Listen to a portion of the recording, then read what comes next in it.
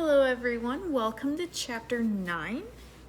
Chapter 9 kicks off the discussion about taxation of business entities. So we've spent probably the good majority of the semester looking at individual taxation, but for the last 3 to 4 weeks we will introduce some business taxation concepts. And so if you were to take advanced tax at UMSL, I think advanced tax is a graduate level class. If you take that class, that will dive into the business tax concepts a little more in depth. These next 3 weeks will just be an intro to some of those topics. I highly encourage you to take advanced tax if you're considering studying for the CPA exam in the future, as I found that class very beneficial in my studies. We will start with income. And so for the most part, determining a business's gross income is similar to determining an individual's gross income. So we're still applying that concept of all income from whatever source is derived. So if there was something from a sale, if you received something from providing a service, whatever that source is, we would want to consider it for income. And also there are some items that can be excluded from a business's gross income. So a common example of that is the municipal bond interest. So just like on an individual's income tax return, municipal bond interest income is not taxable at the federal level for a business. And so as you'll see in this chapter and in advanced tax, if you choose to take that class, businesses can be subject to complex accounting rules and special limitations. However, most small businesses are exempt from these rules as determined under a gross receipts test, which is what this slide details here. So for the gross receipts test, the question that we are trying to answer is, does this business qualify as a small business? So emphasis on the word small.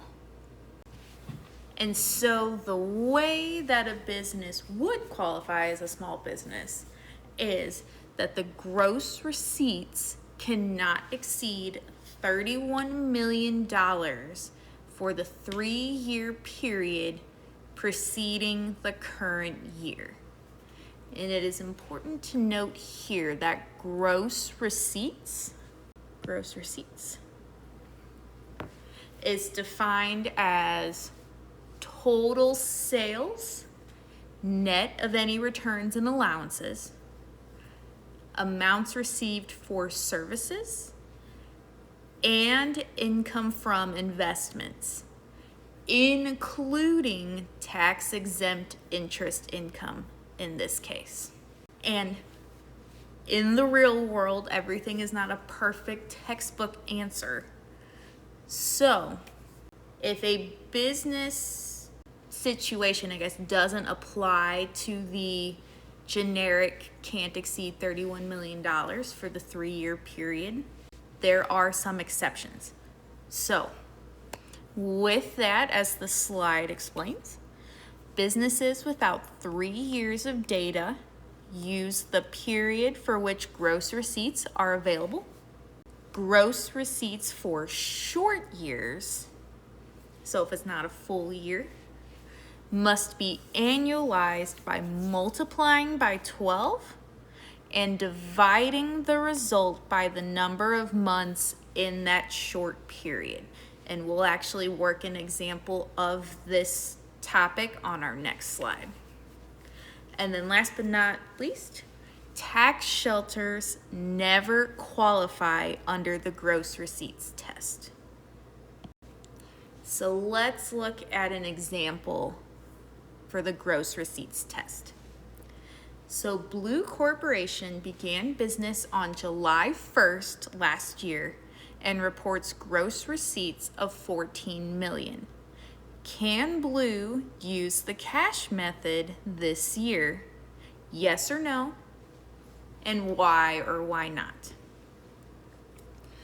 So if we look at our start date, we see that business began on July 1. So we are going to have a short year example that we need to look at.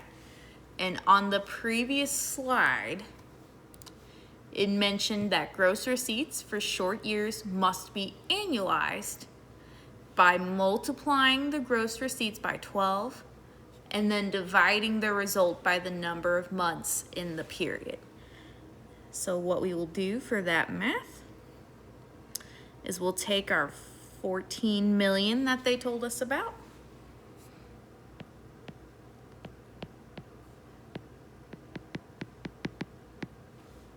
then multiply that by 12,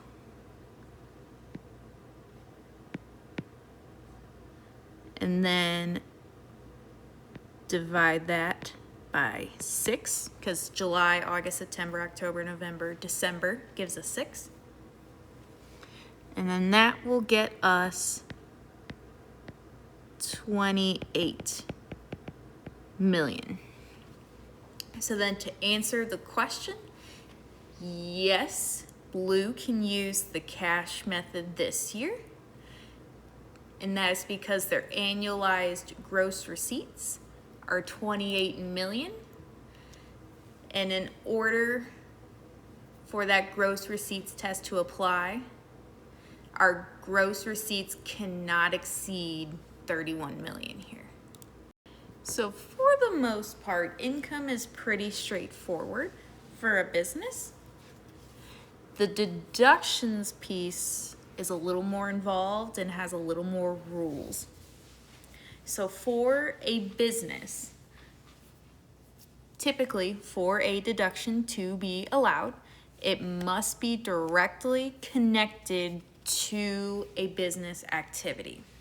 Additionally, business expenditures must be both ordinary and necessary to be deductible. So I want you to remember these key words here. So ordinary and necessary. So in this case, ordinary and necessary, as the slide explains, means they are conducive to profit generation.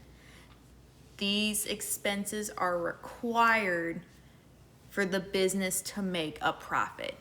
So if we briefly switch to our financial accounting brain for a second, and we think about some typical expense categories we might see on an income statement, because revenue minus expenses equals profit. Some expenses that are on the income statement that would typically be considered ordinary and necessary business expenses could be advertising, employee compensation, insurance, legal fees, office expenses, rent, repairs, supplies, utilities. Additionally, for a business expenditure to be deductible, it must be reasonable in amount. So another way to think of reasonable is not extravagant, as the slide says. So the textbook explains that test for extravagance is performed by comparing the amount of the expense to the market price, or the arm's length amount of that expense. And if it seems reasonable, then it most likely can be deducted. If it's not, then that kind of falls into that extravagant or excessive realm. And we will actually look at an example of that on the next slide. So in our reasonableness example, we have Rick, and Rick hired his brother Tom on a part-time basis. Tom performed the same duties as other part-time employees, but Rick paid Tom an extra $5 per hour to provide support for Tom's education. At year end, Tom had worked a total of 100 hours and received $2,500 from Rick. And then our question we need to answer is, what amount can Rick deduct for the compensation he paid to his part-time employees? So in this problem, Rick cannot deduct the extra $5 per hour for Tom's compensation because it is considered unreasonable in amount. Thus, $500, so $5 times a total of 100 hours worked, $500, is not deductible because it is considered a personal, non-deductible gift from Rick to Tom because Rick was providing support for Tom's education. So then to answer our question, Rick is able to deduct $2,000 for compensation expense this year. So to reiterate, that's the total $2,500 paid minus the $500 gift that Rick paid to Tom. And then that was $5 times 100 hours. And so then the amount that Rick can deduct becomes $2,000.